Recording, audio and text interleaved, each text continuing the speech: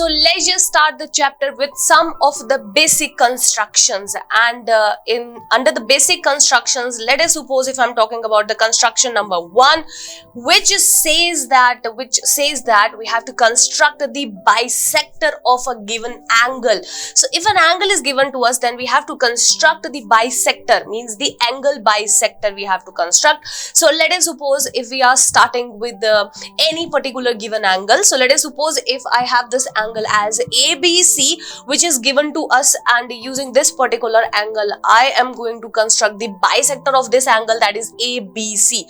So let us suppose if I am starting the construction as, first of all, I am taking B as a center, and using the compass I am taking B as a center, and I am marking an arc over here such that it is intersecting AB and BC at the points E and D. So using B or using compass, taking B as a center, I'm making an arc over here such that it is intersecting the AB ray and the BC ray at the point E and D.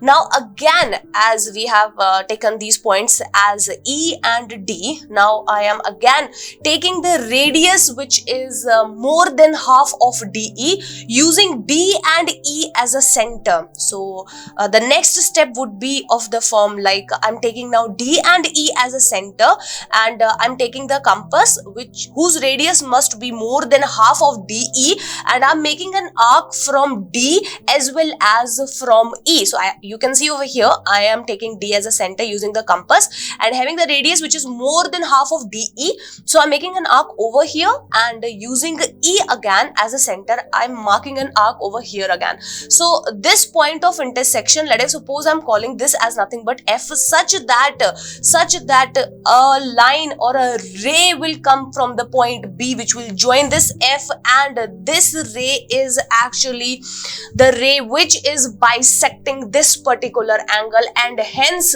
this angle would be is equal to this angle. So this is nothing but the angle bisector of ABC.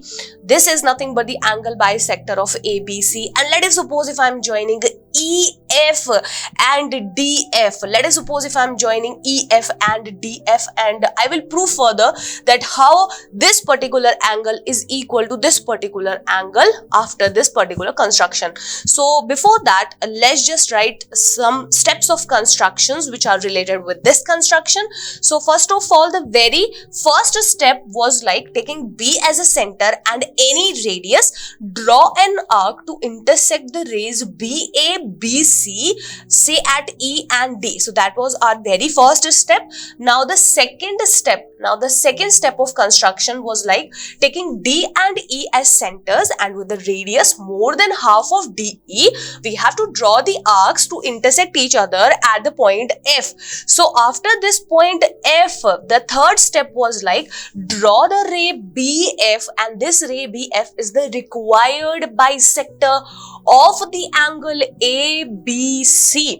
Now let's just see how this particular angle is equal to this one. So let us suppose if we just have to prove that, the angle EBF is equal to the angle DBF, then how we can prove it? So let us suppose if I am talking about the two triangles. So in a triangle, let us suppose BEF and BDF.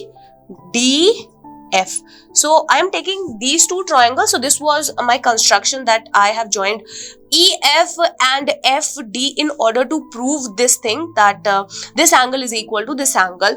So let us suppose if I have already done the construction by joining EF and FD. So these are my two triangles, that is BEF and BDF. So these are my two triangles. So first of all, BE is nothing but is equal to BD, obviously, because they are nothing but the radii of the circle. They are nothing but the radii of the circle, as we have drawn a circle as ED. So this is nothing but the radii of the circle. So BF should be is equal to BD. Further, we have BF and BF common to each other. BF and BF is common to each other because they are nothing but the common side of the triangle. And further, we have EF, which is nothing but is equal to DF, because they are the arcs, or they are the equal arcs they are the equal arcs. They are the equal arcs of the radii. They are the equal arcs, as you can see over here. From EF and DF, these are nothing but the equal arcs of this same circle. So hence they would definitely be equal to each other because they would be equal. So these are nothing but the equal arcs of the same circle, that we have. So BF should be is equal to EF should be is equal to DF. So at the end by SSS, so this is side, this is side, this is side. So we can say that the triangle BEF is actually congruent to the triangle BDF by SSS criteria. And if the triangles are congruent to each other, it implies that the angles, corresponding angles, that is EBF, should be is equal to the angle DBF by CPCT. Means the parts that we have should be is equal to or should be congruent to each other. So this is nothing but all about the construction of the bisector of the given angle, and at the end we have proved it using this particular concept that these angles are actually coming out to be equal to each other. So this is nothing but the construction or the basic construction which is related with the construction of the angle bisector.